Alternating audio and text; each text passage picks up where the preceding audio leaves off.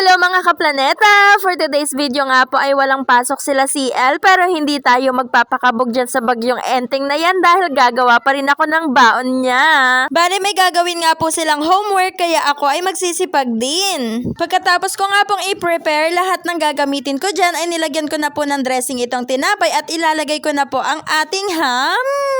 Charis. In-emphasize ko nga po ang tunog ng letter M dahil nga po letter M ang kanilang pag-aaralan ngayon. O diba? Ang taba ng utak. Charing! At syempre para healthy din naman ang pagkain niya ay nilagyan ko po ito ng lettuce at kamatis for the go. At ito nga po yung pambakat ko na teddy bear sa kanyang bread. Sa sobrang hirap nga po netong ibakat ay ayan nasira po yung ginagawa kong tinapay pero okay lang yan dahil first time ko pa lang naman. At dahil hindi pa nga po dumadating yung ketchup bottle na in-order ko ay pansamantalang chopstick muna yung ginamit kong pang drawing dyan. Sa totoo lang sa mga oras na yan ay nawawalan na nga ako ng pag-asa dahil ang pangit nga nung tinapay at saka parang ang creepy nung nilalagay kong ketchup. Pero bilang isang ina ay mas gugustuhin ko parang ipagpatuloy ang laban na ito. Charis, ang daming hugot. Inisip ko na nga lang din na para naman to kay CL at para ganahan din siyang gumawa ng gagawin niyang assignment. Ayan at kinuha ko na nga itong kanyang baunan at ilalagay na natin niyang sandwich na masarap. At syempre para naman po balanse ang kanyang pagkain ay nilagyan ko rin po siya ng orange candy dito sa gilid. At syempre para may magsisilbing hawakan si CL sa kanyang candies ay hindi mawawala dyan itong mini fruit fork na animals. Nagagandahan at ginaganahan na nga po akong gumawa ng baon niya kaya naman ito at nagdagdag na rin ako ng itlog. Mukhang plain nga lang itong egg na to dahil nilaga lang yan pero syempre dapat natin gawa ng paraan yan kaya ito't gumupit ako ng nori sheet para lagyan ng mukha. For the tiyaga nga po muna akong gumupit ng nori na yan dahil hindi pa dumadating yung in-order kong nori face cutter. Pagpasensyahan nyo na nga po at ito lang ang nakayanan ng aking power.